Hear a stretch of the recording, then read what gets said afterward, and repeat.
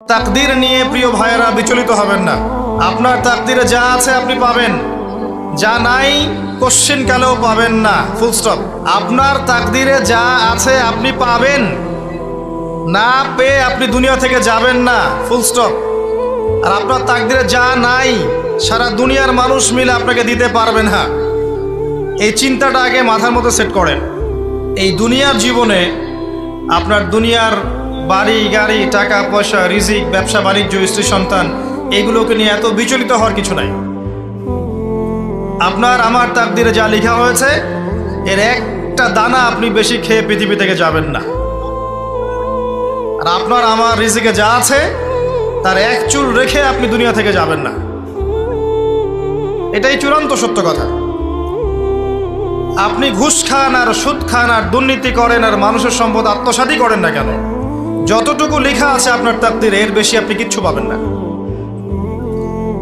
আর আপনি হালালে থাকার জন্য যতই কষ্ট করেন, হালালে আছেন, সবজি বিক্রি করে খাচ্ছেন, আপনি ছোটোখাটো ব্যবসা করছেন, মানুষ আপনাকে দাম দেয় না, আন্ডার এস্টিমেট করে, গরিব বলে, ফকির মিসকিন বলে, কিন্তু আপনার তাকদীরে যা আছে আপনি সেটাই পাবেন, এর বেশি আপনি কিচ্ছু পাবেন।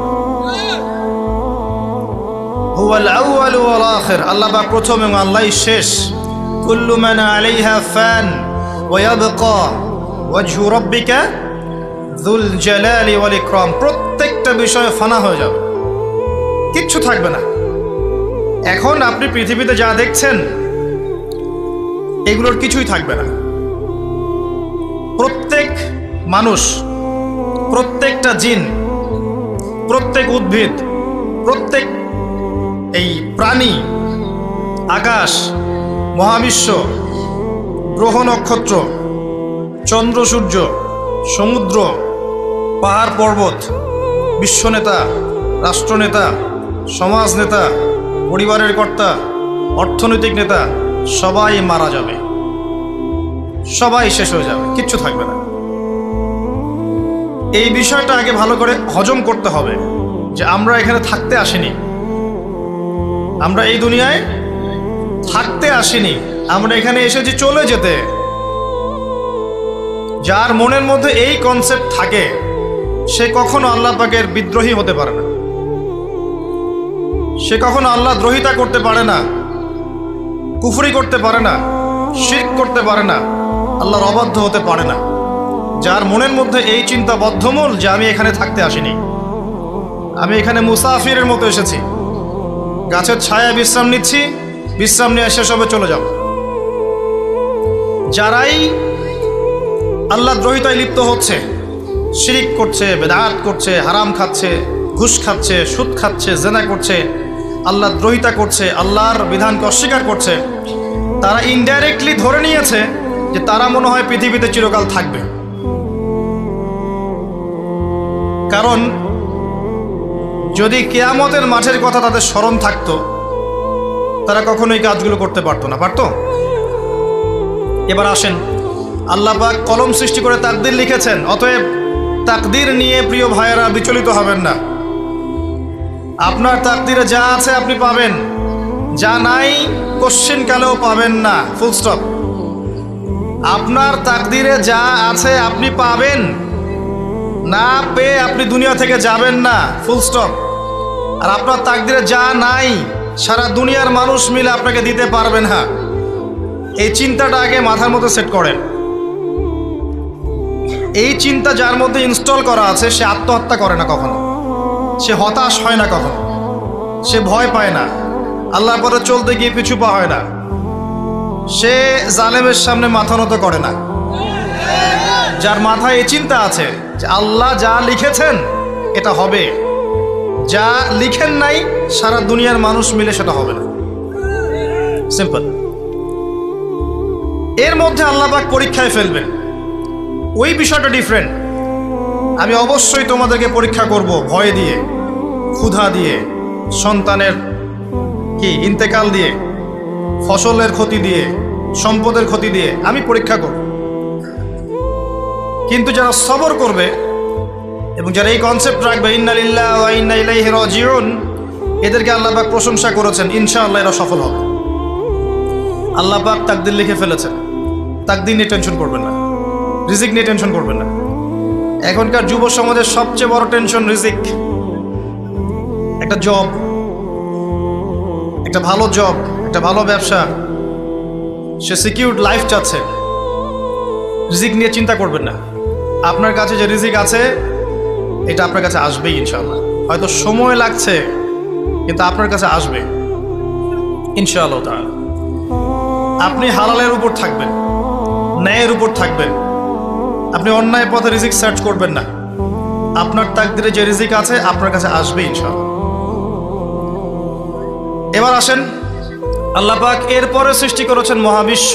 এই পুরো মহাবিশ্ব তাকদির লিখার পরে মহাবিশ্ব কয়দিনে? ফি সিত্তাতি আইয়াম, 6 দিনে।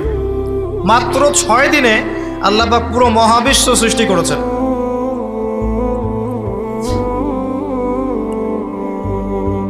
হুয়াল্লাযী খালাকাস সামাওয়াতি ওয়াল আরদা ফি সিত্তাতি আইয়াম সুম্মা ইস্তাওয়া আলাল আরশ।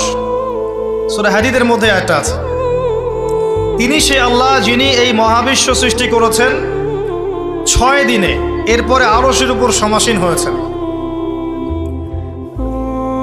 আল্লাহ পাক এর একদিন আমাদের একদিনের মতো নয়, বরং কিয়ামতের মাঠে যেদিন আমরা দাঁড়িয়ে থাকব এই দিনটা হবে আল্লাহর হিসেবে 50,000 বছরের সমান। মানুষ অস্থির হয়ে থাকবে, বিচার শুরু হচ্ছে না কেন। অপেক্ষা করা কাজটা খুব যন্ত্রণাদায়ক, তাই না? কারো জন্য অপেক্ষা করে আছেন, 1 ঘন্টা পর আসবে, এলো না, আপনি অস্থির হবেন। 2 ঘন্টা পরে এলো না, 10 ঘন্টা পরে এলো না, আপনি অস্থির হবেন, পায়চারি করবেন, বই পড়বেন, নাস্তা খাবেন, হাঁটাহাঁটি করবেন, আপনি ব্যাকুল হয়ে যাবেন। অপেক্ষা করা একটা ডিফিকাল্ট কাজ। কিয়ামতের মাঠে মানুষ 50,000 বছর অপেক্ষা করবে, বিচার শুরু হচ্ছে না কি জন্যে। সবাই গিয়ে ধন্না দিবে, প্রথমে আদম আলাইহিস সালাম, তারপরে নূহ আলাইহিস সালাম, ইব্রাহিম, মূসা, ঈসা আলাইহিমুস সালাম। আল্লাহর কাছে একটু সুপারিশ করেন, বিচার যেন শুরু হয় অ্যাটলিস্ট।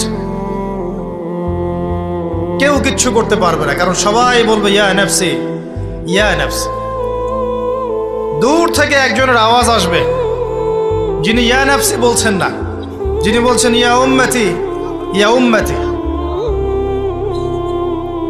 সবাই তার কাছে যাবে এবং তিনি আমাদের নবী মুহাম্মদুর রাসূলুল্লাহ সাল্লাল্লাহু আলাইহি ওয়াসাল্লাম সিজদায় পড়ে যাবেন এবং তার উম্মার জন্য সুপারিশ করবেন।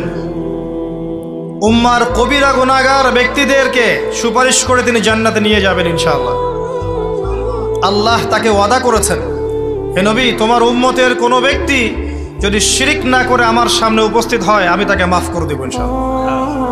হাদিসে কুদসির মধ্যেও আছে যে হে আদম সন্তান, তুমি যদি দুনিয়ার সমান পাপ নিয়ে, আসমান জমিন সমান পাপ নিয়ে আমার সামনে দাঁড়াও, কিন্তু আমার সাথে কাউকে শরিক করনি, তাহলে আমি আল্লাহ তোমার সামনে আসমান জমিন সমান ক্ষমা নিয়ে উপস্থিত হব ইনশাআল্লাহ। শোনেন, 1000-999 জন মানুষ জাহান্নামে যাবে। প্রতি 1000-999 জন মানুষ জাহান্নামে যাবে। সহিহ বুখারীর হাদিস 4 বার এসেছে। এখানে ইকুয়েশনটা এমন না যে ম্যাথামেটিক্যালি ক্যালকুলেট করতে হবে, এমন নয়। এটা দিয়ে আধিক্য বোঝানো হচ্ছে, বেশিরভাগই জাহান্নামে যাবে। এই কথা আল্লাহ পাক কিন্তু সূরা আরাফের মধ্যেও বলেছেন 179 নম্বর আয়াতে, ওয়ালাকাদ যারানা লিজাহান্নামা কাসীরাম মিনাল জিন্নি ওয়াল ইনস। একই বিষয়ে কোরআন হাদিস পরস্পর মিলে যায়। এখানে একটা বিষয় বুঝতে হবে, আল্লাহ পাক বলেছেন সূরা নিসার মধ্যে, ইন্নাল্লাহা লা ইয়াগফিরু আন ইউশরাকা বিহি ওয়া ইয়াগফিরু মা দুনা যালিকা লিমান ইয়াশা। আল্লাহ পাক তার সাথে শিরকের গুনাহ মাফ করবেন না, এছাড়া যে কোনো গুনাহ আল্লাহ পাক যাকে ইচ্ছা মাফ করতে পারেন। তার মানে যে বেশিরভাগ মানুষ জাহান্নামে যাচ্ছে তাদের আমলনামায় কোন পাপ থাকতে পারে? কথা বোঝা যাচ্ছে কি? নিঃসন্দেহে তাদের আমলনামায় শিরকের পাপ থাকবে। এটা বুঝতে আপনাকে পিএইচডি করার দরকার নাই। আল্লাহ পাক শিরক ব্যতীত যে কোনো পাপ যাকে ইচ্ছা মাফ করতে পারেন। তার মানে তারা জাহান্নামে যাচ্ছে বিকজ অফ শিরক। আমাদের মুসলিমরা এখন শিরক বোঝে না। অমুসলিমরা তো শিরক করেই। যেমন কেউ বলছে ওয়াকালাতিল ইয়াহুদু উযাইরুন ইবনুল্লাহ, ইহুদিরা বলছে উযাইর আল্লাহর সন্তান, নাউযুবিল্লাহ, শিরক। অথচ ওরাই এখন বিশ্বকে রুল করছে, তাই না? ওয়াকালাতিন নাসারা আল মাসীহ ইবনুল্লাহ, নাসারা বলছে যে ঈসা ইবনে মারইয়াম আল্লাহর সন্তান, তাই না? অথচ ওই সভ্যতাই এখন বিশ্বকে রুল করছে। যালিকা কাউলুহুম বিআফওয়াহিহিম, এটা ওদের মুখের কথা, এটা জাস্ট মুখের কথা। আবার অনেক সময় দেখা যায় যে আল্লাহকে বাদ দিয়ে আমরা মাধ্যম পূজাও করছি। অমুসলিমরা তো শিরক করছেই, যারা মুসলিম তারা দেখবেন আল্লাহকে বাদ দিয়ে মাধ্যম পূজা শুরু করেছে। মাজারের পূজা করছে, কবরের পূজা করছে, মৃত ব্যক্তির ওসিলায় পার পাওয়ার চেষ্টা করছে। মুসলিম থেকে দেখবেন তাকদীরকে অস্বীকার করছে, আল্লাহর হালালকে হারাম করছে, আল্লাহর হারামকে হালাল করছে। মুসলিম থেকে দেখবেন যে হাতে একটা আংটি পড়েছে, ভাই কি জন্য পড়েছেন? এই রোগ ভালো হবে আমার। গলায় একটা বালা ঝুলিয়েছে, কোমরে একটা মাদুলি, ভাই এগুলো কেন? যে এগুলোতে রোগ ভালো হবে। মুসলিমদের কথা বলছি, অমুসলিমদের কথা বাদ দেন। যারা বলছে আল্লাহর সন্তান আছে, ওদের কথা তো বলার দরকার নেই আমাদের, কারণ এগুলো স্পষ্ট শিরক। তবে এতটুকু বলি যে 25শে ডিসেম্বরে যারা বলেছে মেরি ক্রিসমাস, বলেছে না? 25শে ডিসেম্বর যারা বলেছে মেরি ক্রিসমাস, মুসলিমদের মধ্যে এরা স্বীকার করে নিয়েছে যে ওই দিন আল্লাহ রাব্বুল আলামিন ঈসা আলাইহিস সালামকে জন্ম দিয়েছেন। নাউযুবিল্লাহ, নাউযুবিল্লাহি মিন যালিক। আর এটা এত বড় একটা কথা, এই কথা যদি আসমান জমিন আর পাহাড় শুনে রিয়্যাক্ট করতে পারতো, থরথর করে কেঁপে ভেঙে যেত। এরা সূরা মারিয়ামের শেষের দিকে পড়ে দেখেন, وقالوا اتخذ الرحمن ولدا لقد جئتم شيئا إدا تكاد السماوات والأرض يتفطرن منه وتنشق الأرض وتخر الجبال هدا। পরেন অর্থটা, আসমান জমিন পাহাড় যদি এই কথা শুনে রিয়্যাক্ট করতে পারতো, এরা চৌচির হয়ে যেত। এত বড় একটা কথা বলেছো তোমরা, ঈসা আলাইহিস সালামকে আল্লাহ পাক জন্ম দিয়েছেন, নাউযুবিল্লাহ। তো এরা তো শিরক করছেই। মুসলিমরাও দেখবেন এই যেগুলো বললাম, আল্লাহকে বাদ দিয়ে অন্যের কাছে দোয়া করছে, আল্লাহকে বাদ দিয়ে অন্যকে সেজদা করছে, আল্লাহকে বাদ দিয়ে অন্যের কাছে নজর মানত করছে, আল্লাহকে বাদ দিয়ে অন্যের জন্যে জবাই করছে, আল্লাহর তাকদীরকে অস্বীকার করছে, আল্লাহর হালালকে হারাম করে নিচ্ছে, আল্লাহর হারামকে হালাল করে নিচ্ছে। দেখবেন মুসলিমরা করছে। এবার মুসলিম জেনারেশন, এমন একটা প্রজন্ম বের হয়েছে এখন, ইয়াং জেনারেশনের, তারা বলছে যে এই মহাবিশ্ব বিগ ব্যাং থেকে সৃষ্টি হয়েছে, আল্লাহ বলতে কিছু নাই। আপনি বোঝেন কি কারণে প্রতি হাজারে 999 পিপল জাহান্নামে কেন যাবে? কারণটা কি? শিরক। আর এই শিরকটা হচ্ছে আপনার চিন্তায়, আপনার কথায় এবং আপনার কাজে।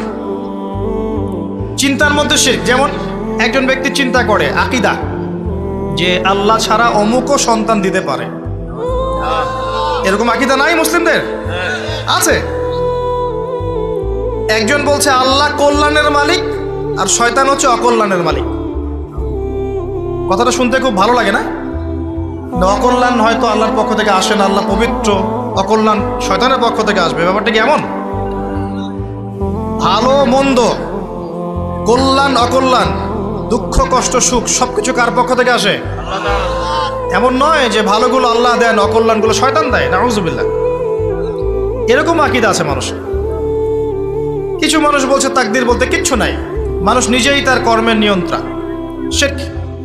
কিছু মানুষ বলছে যে ভাগ্যই সব, মানুষের কাজের কোনো স্বাধীনতা নাই। মানে ভাগ্যই সব, আমার কাজের কোনো স্বাধীনতা নাই, আমি কলের পুতুল। চুরি করেছো কেন? আল্লাহ তাকদীর লিখেছে তাই। সুদ খাও কেন? ঘুষ খাও কেন? রিলিফের মাল মেরে খাও কেন? আল্লাহ তাকদীর লিখেছে তাই। এরকমও কিছু মানুষ আছে। প্রত্যেক পদে পদে আপনি শিরক পাবেন। আপনি আল্লাহকে ছাড়া সেজদা দেখতে পারবেন, আল্লাহকে ছাড়া মানুষ নজর করছে, মানত করছে, কসম করছে, কুরবানি করছে, সেজদা করছে, দোয়া করছে এবং ওসিলা পূজা করছে যে আল্লাহ বাদ দিয়ে অমুকে আমাকে পরকালে পার করিয়ে দিবে। নাউযুবিল্লাহ বলছেন ঠিকই, কিন্তু আমাদের দেশের বহু মানুষের আকীদা এমন যে আমাকে পরকালে পার করায় দেওয়ার লোক আছে, সমস্যা নাই। শোনেন, পরকালের প্রতিটা সুপারিশ আল্লাহর এখতিয়ারে। একজন শহীদ, আল্লাহর পথের শহীদ, তিনি কিন্তু সুপারিশ করবেন, কিন্তু তিনি নিজের ক্ষমতায় করবেন না আল্লাহর ক্ষমতায় করবেন?